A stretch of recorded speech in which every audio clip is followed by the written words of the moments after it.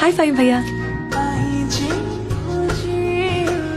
ফাইম ভাইয়া, রিক্সা খুঁজে পাচ্ছি না, একটা প্রোগ্রাম আছে তো, লেট হয়ে যাচ্ছে।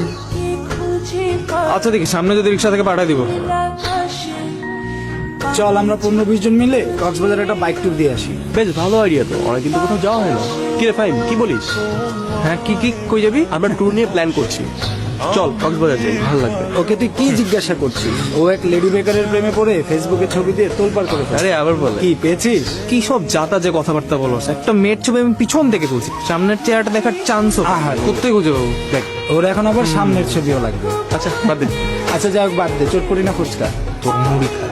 দেখ তো দেখছিস, ভালো কথা বললেও দোষ। ফাইম ভাইয়া, সেদিন কিন্তু রিক্সা পেতে দেরি হয়ে গিয়েছিল,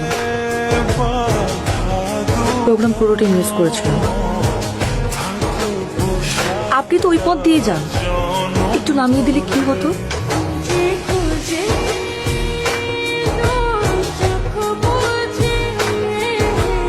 এই বাইকে তুমি উঠতে পারবে না, স্পিডে চালাই তো ভয় পাবা।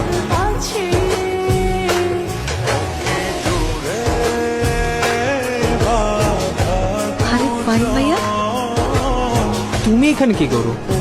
আমার বান্ধবীর বাসায় একটা কাজে আসছি। আচ্ছা আচ্ছা যারা, আজকে তোমাকে একটা লিফট দিই, ভয় পাবা না তো? আপনি চালাতে পারবেন তো, নাকি আমি চালাবো তাই বলুন? তুমি চালাবা। ওকে, আমি চালাচ্ছি, নামো।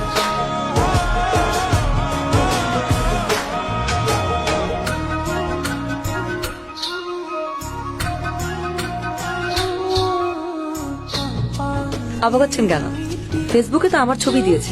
তুমি সে লেডি বাইকার? আসলে বাসায় বাইক চালানো পছন্দ করে না, তাই লুকিয়ে লুকিয়ে বাইক চালাই। আর এটা হচ্ছে আমার বান্ধবীর বাসা, ওর বাসার গ্যারেজে বাইক রাখি। এখন কথা না বলে দেরি না করে উঠে বসুন, আপনাকে নামিয়ে দিই। হ্যাঁ বাট মাঝে মাঝে আরো লিফট দিও। আপনি লিখবেন? এখন থেকে দিব। দেখা যাবে।